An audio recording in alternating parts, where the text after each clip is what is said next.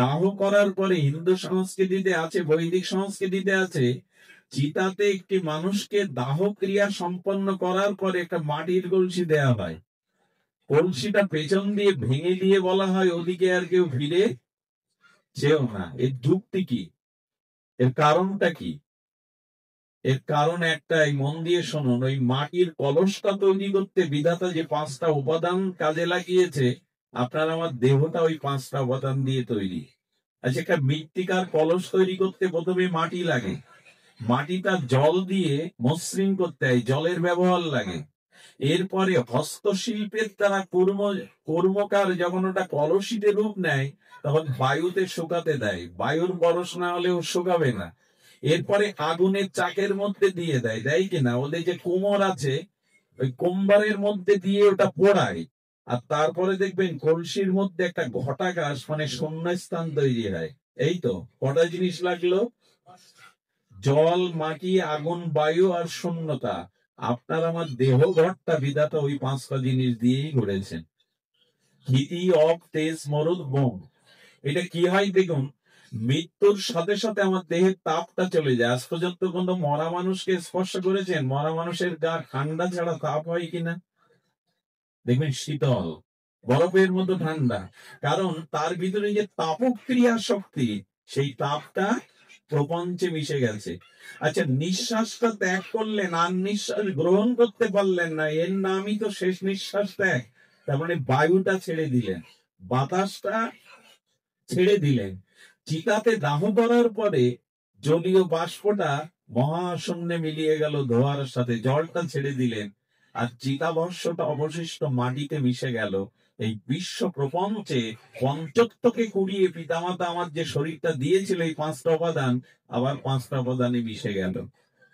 সুধীজন, এইখানে বলা হচ্ছে ওই কলসিটা আর আমার দেহটার প্রতি একই সাদৃশ্য। কলসিটা পেছন দিয়ে ভেঙে দেওয়াই তার কারণ কি জানেন? মৃত্যু কখনো সাল তারিখ দিন জানিয়ে আসবে না। ওই কোড়ালটাই হলো কালের প্রতীক, মৃত্যুর প্রতীক। আর পেছন দিয়ে ভেঙে দেওয়ার অর্থ হলো মৃত্যু তোমাকে জানিয়ে আসবে না। আমি সোশ্যাল মিডিয়ায় দেখছিলাম, ওটা একটা ছেলে মাকে প্রণাম করে বর বেশে বিয়ে করতে গেল, বিয়ের আসরেই মারা গেল। বলুন তো, মৃত্যুটা তো জানিয়ে আসবে না। এই একটা জিনিস আমাদের হাতে নাই, মৃত্যুকে আমরা এড়াতে পারবো না। জাতস্য হি ধ্রুব মৃত্যু, মৃত্যুকে আমরা এড়াতে পারবো না। মৃত্যু অবশ্যম্ভাবী চির সত্য। এই জন্য মৃত্যু কখনো আপনার কাছে জানিয়ে আসবে না। এই জন্য কলসিটা ভেঙে দেওয়ার পরে যে কথাটা খুব মার্মিক কথা, সবাই বলে ওদিকে আর কেউ ফিরে চেয়েও না, বলে কিনা? এর অর্থ একটাই, যতদিন বেঁচে আছো, স্ত্রী, পুত্র, অর্থবিত্ত, ক্ষমতা, পদ, প্রতিষ্ঠা আছে, মৃত্যুর পরে সেই অজানা ওপারে তোমার সাথী কেউ নাই। এই জন্য তোমার দিকে ওদিন আর কেউ ফিরে তাকাবে না, কেউ তোমাকে পৌঁছে দিতে পারবে না। তুমি যে কর্ম করেছো, যে সাধন করেছো, সৎকর্ম করেছো, ঈশ্বরের উপাসনা করেছো, সেদিন ওই অন্ধকারে পথ দেখাবে তোমার কর্ম, তোমার ভজন, তোমার সাধনা। সেটার প্রস্তুতি আছে তো? কেউ তো যাবে না সাথে, কেউ তো যাবে না। আর আমার হিসাবও এরা কেউ দেবে না। যাদের জন্য পাপ করছেন, পরকালে তারা পাপের ভাগ নেবে না, নিতে পারে না। এই জন্য সতর্ক হওয়ার জন্য বলেছে, নিজের উদ্ধার নিজে করো। উদ্ধার এ তো আত্মানা না আত্মা অবসাদয়ে। তোমার উদ্ধার কেউ করে দেবে না, তোমাকেই তোমার উদ্ধার করতে হবে। মৃত্যুর পরে কে শ্রাদ্ধ করবে, কে শান্তি করবে, কে লোক ভুরি ভোজন দেবে, এর দ্বারা উদ্ধার হয় না। এটা লৌকিক সামাজিক মর্যাদার কাজ। উদ্ধার তোমাকেই হতে হবে। শ্রাদ্ধ করলেই উদ্ধার হবেন এমন নয়, এমন ভাবাটা ঠিক নয়। আপনার উদ্ধার আপনার তপস্যা, আপনার সাধনা কর্মের দ্বারা হতে হবে। সেই উদ্ধারের চেষ্টার জন্য চাই স্রষ্টার কাছে নিজেকে নিবেদন করা।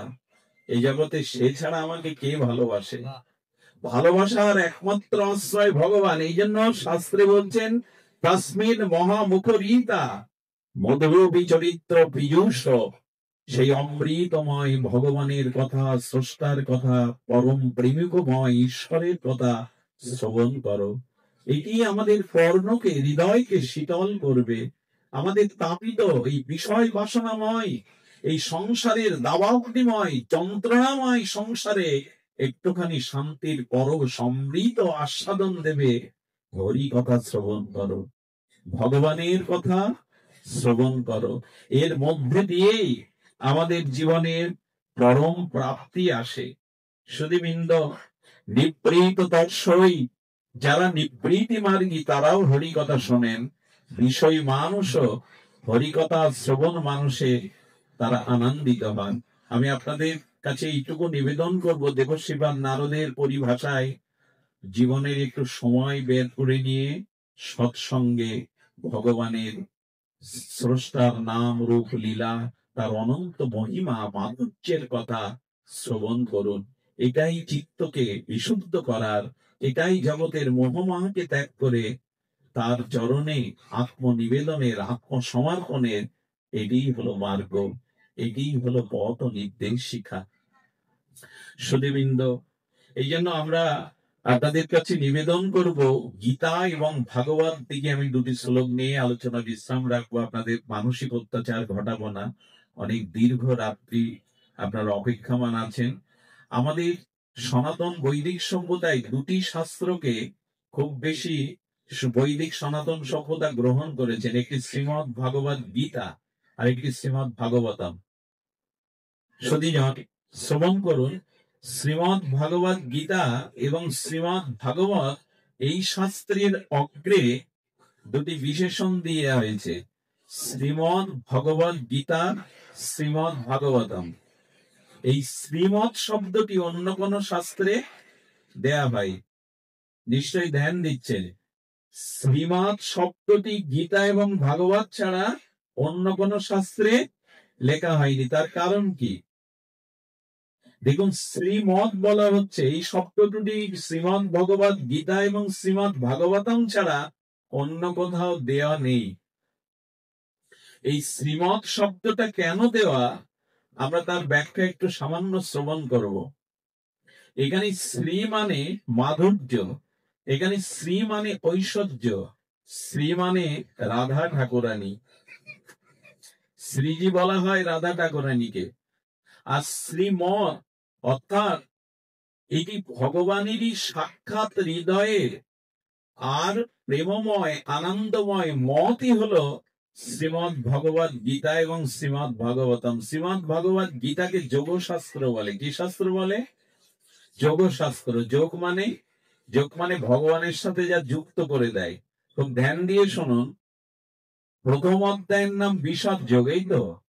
আচ্ছা, যে মানুষ কর্তব্যহীনতায় ভোগে, শোকে, মোহে, ভয়ে আর কর্তব্য বিমুখ হয়ে যায়, সেই অর্জুন যিনি কর্তব্য পরামুখ হয়েছেন, নিজের স্বভাব ভুলে গেছেন, কি কর্তব্য সেই পৌরসত্ব হারিয়ে অনার্যজিত দুর্বলতায় চোখে জল এসেছে, গায়ে কাঁপছে, ধনুবাণ ফেলে দিয়ে বলছেন আমি যুদ্ধ করব না। আচ্ছা, এই যে বিষাদ, যা পতনের কারণ, যা স্খলনের কারণ, সেই অর্জুন বিশ্ব বিজয়ী হলো কি করে? হলো এই জন্য যে যতই আপনার জীবনে বিষাদ আছে, দুঃখ আছে, ভয় নেই, সেই দুঃখ, বিষাদ, অকর্তব্যকে ভগবানের সাথে যুক্ত করে দিন। আচ্ছা, অর্জুনের সামনে যদি কৃষ্ণ নাই থাকতো, ভগবান শ্রীকৃষ্ণ যদি, অর্জুন যদি তার দুঃখটাকে, তার অকর্তব্যটাকে, তার পিছিয়ে পড়াকে, তার অনার্জিত স্বভাবকে ভগবানের চরণে নিবেদন না করত, অর্জুনের মোহ দূর হতো? অর্জুন বিশ্বজয়ী হতে পারত? আদৌ পারত না। বলবার তাৎপর্য, অভিপ্রায় হলো এই, জীবনে যদি দুঃখ আসে, পরাজয় আসে, ওটা ভগবানকে জানান, আর কাউকে জানাবেন না, তাকে নিবেদন করুন। ওই দুঃখই আপনার যোগের কারণ হয়ে যাবে, ওই দুঃখই আপনার কল্যাণের কারণ হয়ে যাবে। গীতাই সেই শিক্ষা দিচ্ছে। অর্জুন আদৌ কর্তব্য কর্মী ছিল না, কর্তব্য হারিয়ে বসেছিল। যার দুঃখ, বিষাদ, অকর্তব্য, তার তো পতন হওয়ার কথা, কিন্তু অর্জুন বিশ্ববিজয়ী হলো কেন জানেন? অর্জুন যুক্ত হয়ে গেছিল ভগবানের সাথে। প্রভু, আমি আমার কর্তব্য বুঝতে পারছি না, কৃপা করে তুমি শিষ্যাস্তে অহং মাং সাধিপং প্রপন্নম, আমি তোমার শিষ্য হলাম, তুমি আমায় যা কর্তব্য তাই করো। আমরা দুঃখটা তাকে দিতে পেরেছি তো, গোবিন্দকে যুক্ত করতে পেরেছি তো। প্রভু আর কাউকে জানাবো না, তোমাকেই জীবনের যত ভার যা কিছু তোমার সাথে যুক্ত করে দিলাম। আচ্ছা, একটা লোহা খণ্ডকে জলে দিলে ভাসবে কি বাবা? 10 গ্রাম লোহা। কিন্তু কুসমল লোহা যদি কাঠের সাথে যুক্ত করে নৌকা করে ছেড়ে দেন, তখন কি ডুববে? গোবিন্দ যেন বলতে চাইছে, জীবনটা আমার সাথে যুক্ত হয়ে নাও, তাহলে আর ডুবে যাওয়ার ভয় নেই। আরে 10 গ্রাম লোহাকে দিয়ে দিন, জলে ডুবে যাবে। 200 মণ জড়ই দিয়ে, লোহা দিয়ে কাঠে যুক্ত করে দেন নৌকা করে, ডুববে না। আচ্ছা, লক্ষ্য করবেন কেন ডুবে না? একটা বড় কাঠের গুঁড়ি ভেসে যায়, যায় না? 10 মণ কাঠের গুঁড়িও ভেসে যায়, কিন্তু 10 গ্রাম লোহা ভাসে না কেন? ওজনের দিক দিয়ে যদি দেখি তো 10 মণ, আরে 10 গ্রাম। বিজ্ঞান তার ব্যাখ্যা দিয়েছে, কিন্তু আমরা আধ্যাত্মিক ব্যাখ্যা দেখুন, কাঠের সাথে জলের একটা সম্পর্ক আছে, কিন্তু লোহার নেই। কারণ যে গাছের গুঁড়ি দিয়ে ওই কাঠটা তৈরি হয়েছে, ওই কাঠ বলছে, জানো আমি বেঁচেছিলাম জলের জন্য, জল সিঞ্চন করেছিল বিধায় আমি আজ এত বড় গুঁড়ি হতে পেরেছি। তাই জলের সাথে আমার যুক্ততা ছিল, সম্বন্ধ ছিল, তাই জল আজ আমাকে ভাসাচ্ছে না। কিন্তু লোহার সাথে তো জলের তেমন সম্পর্ক নাই, এই জন্য লোহাকে বিজাতীয় ডুবিয়ে দিচ্ছে। জীবনের সবকিছুতেই যদি ভগবানের সাথে যুক্ত হতে পারে, গোবিন্দ বলেন, এ ভব সংসারে তোমাকে ডোবাবার ক্ষমতা কারো নেই। আমার সাথে যুক্ত হও, সুখ দুঃখ হাসি কান্না যা কিছু আমার সাথে যুক্ত হও। নমে ভক্ত প্রণশ্বতি, আমাকে ধরে থাকলে তোমার আর পতন নাই। ধরলাম কি? ধরতে পারিনি ভগবানকে। এই জন্য গীতা বলছে, ভগবানের সাথে যুক্ত হয়ে যাও, তাহলেই তোমার শান্তি। এই যুক্ততা যদি যুক্ত না হন, কি হয়? একটা সুন্দর দৃষ্টান্ত মনে পড়লো। দেখুন, ভগবানের শরণাগতি যদি শরণ নেন, আপনাকে কেউ ডুবাতে পারবে না। নমে ভক্ত প্রণশ্বতি, গোবিন্দ নিজেই বলেছেন। একটা দৃষ্টান্ত দেই, পাহাড়ি নদী দেখেছেন অনেকেই, পর্বত সংকুল পাহাড়ি নদী খরস্রোতা। ওই পাহাড়ি নদীর এমন স্রোত, ওতে হাত ডুবাতে গেলেও টেনে নেবে আপনাকে। এই জন্য পাহাড়ি নদীতে, পার্বত্য সংকুল নদীতে লেখা থাকে, কেউ জলে হাত দেবেন না, জলে নামবেন না, ভাসিয়ে নিয়ে যাবে। তো ওই পার্বত্য সংকুল স্রোতস্বিনী নদীতে একটা হাতি দেখবেন, এপার থেকে ওপারে যায়, এই জঙ্গল থেকে ওই জঙ্গল যাবে বলে চেষ্টা করে, কিন্তু এত স্রোত যে হাতিটাও মাঝে মাঝে বাধাগ্রস্ত হয়ে উঠতে পারে না। হাতি যখন প্রবল শক্তিতে ওপারে উঠতে পারছে না, জলের স্রোতে আটকে যাচ্ছে, হাতি দেখছে আমার লোমকূপের মতো ছোট ছোট মাছগুলো জলের বিপরীতে উল্টে সাঁতার কাটতে কাটতে যাচ্ছে, যায় কিনা? যে পার্বত্য সংকুল স্রোতস্বিনী প্রবল স্রোতের নদীতে হাতি ভেসে যাচ্ছে, কাঠের গুঁড়ি ভেসে যাচ্ছে, কত ব্যক্তি ভেসে যাচ্ছে, ছোট ছোট মাছগুলো উজানে উল্টো দিকে যাওয়ার ক্ষমতা কার কাছ থেকে পায়? ওদের এই শক্তিটা কে দেয়? তুলসীদাস গোস্বামী বললেন, জো যাকো শরণ লিয়ে সোধা করাগল আজ, উল্টা চালে মছলি চালে বহি যায় গজরাজ। ওগো জগৎবাসী শোনো, জল বলেছে আমি, মাছ বলছে যে জল ছাড়া আমার জীবনের অস্তিত্ব বাঁচে না। আমি যেদিন থেকে জন্মেছি জলের কাছে নিজেকে সঁপে দিয়েছি, জল ছাড়া করলে আমি আর বাঁচবো না। তাই জলও বলছে, মা যেহেতু তুই আমার স্মরণ নিয়ে বেঁচে আছিস, তাই আমি হাতি ভাসিয়ে নিয়ে গেলেও তোকে ভাসাবো না, তোকে বুকের মাঝে টেনে রাখবো, তোকে আমার মাঝে টেনে রাখবো, তোকে ভাসাবো না। এর থেকে বড় দৃষ্টান্ত জগতে আর নাই। যে স্রোতে হাতি ভেসে যায়, সেই স্রোতের বিপরীতে মাছগুলো সাঁতার কাটে আনন্দে, উজানে চলে যায়। একটাই কারণ, হাতি তার নিজের শক্তি প্রয়োগ করতে গেছে, মাছ নিজের শক্তি প্রয়োগ করেনি। হাতি তার স্বতন্ত্র শক্তি প্রয়োগ করেছে, যে আমি নিজের বলে। আর জলও বলছে, হাতি তোমার স্বতন্ত্র শক্তি তুমি প্রয়োগ করেছো, আমারও একটা স্বতন্ত্র শক্তি আছে, আমিও প্রয়োগ করছি।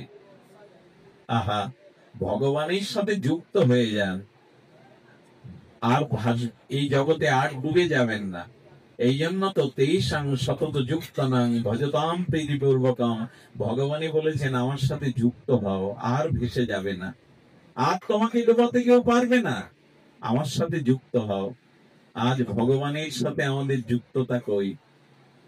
তাকে প্রিয় পরম মনে করে জীবনের সাথে আমি যুক্ত করে গেছি। কই শুধু মন্ডলী, আপনারা জানেন কালীয় নাগ দমন লীলাতে গোবিন্দ দেখছেন যে কালীয় নাগের বিষে কালীয় হট্টে, যমুনার কালীয় হট্টে বিষময় হয়ে গেছে, আর সকারা গাভীরা ওই জল পান করে মূর্ছিত হয়ে মরে পড়েছিল। গোবিন্দ কি করলেন, ওদের মূর্ছা ভাঙিয়ে চিন্তা করলেন যে জলের বিষে আমার ভক্তগণ, সখাগণ, গাভীগণ কষ্ট পাচ্ছে। গোবিন্দ সেই কালীয় হট্ট নেবে কালীয় নাগকে দমন করেছিলেন। আপনারা জানেন কালীয় নাগের মাথায় উঠে নটরাজ নৃত্য করে তাকে দমন করেছিলেন। সুধীবৃন্দ, গোবিন্দ বললেন আসলে এই যমুনাটা, ওই হৃদয়টা আমাদের বৃন্দাবন, আর যমুনাটা আমাদের হৃদয়। আর ওই হৃদয় বৃন্দাবনে কামরূপ কালনাগিনী আছে, যা আমাদের জীবনকে বিষময় করে দেয়। যদি গোবিন্দের সখা হতে পারো, গোবিন্দের শরণ নিতে পারো, তো গোবিন্দ ওই শতকণারূপ কামকেও দমন করবে, তোমার জীবনে ক্ষতি হতে দেবে না। ব্রজবাসীদের ক্ষতি হতে দেয়নি। ব্রজবাসীরা ওই দিন ফল খেতে যাচ্ছে, কিন্তু ওই ফলগুলো বিষময় হয়ে গেছিল কালীহস্তের বিষাক্ত জলে। গোবিন্দ আগুন লাগিয়ে ফলগুলো পুড়িয়ে দিলেন, কারণ যারা আমার শরণাপন্ন হয় আমি তাদের বিষ ফল খেতে দিতে পারি না। যারা আমার শরণাপন্ন হয় আমি তাদের পতন চাইতে পারি না, তাদের বিষ আমি দিতে পারি না। গোবিন্দ সেদিন সেই আগুন জেলে আগুনকেও গ্রহণ করে নিয়েছিলেন। ব্রজবাসীদের গায়ে লাগছে, ভক্তের লাগি গোবিন্দ জ্বলন্ত অগ্নিও খেয়ে ফেললেন। কোন কোন যুক্তিবাদী মানুষ প্রশ্ন করে গোবিন্দের মুখ পড়েনি, আগুন খেলেন ভক্তকে বাঁচানোর জন্য, তো তার মুখ পড়েনি। আমি বললাম মুখ পড়বে কি গো, ভগবানের একান্ত প্রিয় দাস হনুমান লেজের আগুনে পুরো লঙ্কা পোড়ালো, অথচ ওনার গায়ে একটা লোমও পড়েনি। ওনার ভক্তের যদি পুরো লঙ্কা পোড়ালেও লোম না পড়ে, তো গোবিন্দের মুখ কেন পড়বে? ভক্তের জন্য আগুন পান করার সামর্থ্য তার আছে, তার মুখ কেন পড়বে? এই জন্য গোবিন্দ ভক্তের জন্য কি না করতে পারে। গোবিন্দ সর্পের মাথায় কালীয়কে দমন করলেন, বললেন তোমাদের মধ্যে যে ফণারূপী কাম আছে, আমার শরণাপন্ন হলে এই কামময় বিষ আমি দমন করে দেবো আমার চরণের কৃপায়। এসো আমার চরণে এসো। জীবনে যে আশ্রয় নেন ওই আশ্রয় টিকবে না, কোনোদিনই টিকবে না। এই জন্য নিবেদন করব, ভগবত চরণ আশ্রয় আসুন, তার সাথে যুক্ত হয়ে যান। এছাড়া জীবনের মঙ্গলের, অত্যান্তিক কল্যাণের অন্য কোনো পথ খোলা নেই। আপনার এই ভক্তি দেবীকে দেখুন, এই বৃন্দাজিকে, ওর পাতার দিকে তাকান, কত রসময়, কত যৌবনাবতী, কত সরস। আচ্ছা, এই তুলসী পাতা তুলে 2 ঘন্টা যদি এখানে রেখে দেন, ওই গাছের মতো সরস থাকবে? থাকবে? রসময় থাকবে? কি হয়ে যাবে? শুকিয়ে যাবে। যদি বলেন বাতাসের আর্দ্রতায় শুকিয়ে গেছে, সূর্যের কিরণ লেগে শুকিয়ে গেছে, গাছের সাথে 6 মাস ধরে পাতাটা যুক্ত, ওখানেও তো সূর্যের তাপ লেগেছে, বাতাসের আর্দ্রতা লেগেছে, শুকায়নি কেন? ওর থেকে আলাদা করে রাখলেই, পাত্রে রাখলে দেখবেন 1 ঘন্টা পরে তুলসীটা মরমরে হয়ে গেছে, শুকিয়ে। কিন্তু গাছের সাথে 6 মাস কেন মরমরে হয়ে যান? এর উত্তর কি? এর উত্তর একটাই, ওই পাতাগুলো মূল শিকড়ের সাথে, মূল কেন্দ্রের সাথে যুক্ত হয়ে আছে। এই জন্য ওকে বাতাস বা আর্দ্রতা, সূর্যের কিরণ শোকাতে পারে না। কিন্তু যখনই মূল থেকে ওকে ছেদ করে, বিচ্ছিন্ন করে আলাদা রাখবেন, তখনই ও শুকিয়ে যাবে। আপনার আমার জীবনও যখন ভগবানের সান্নিধ্য থেকে, তাকে যুক্ত থেকে আলাদা হয়ে যাব, তখন জরা ব্যাধি কামনা বাসনায় আমরাও শুকিয়ে যাব, আমাদেরও ভেতরে সেই শুদ্ধ রস শূন্য হয়ে যাবে। এই জন্য ভগবান গীতা শাস্ত্রে, যোগ শাস্ত্র বলছেন আমার সাথে যুক্ত হও।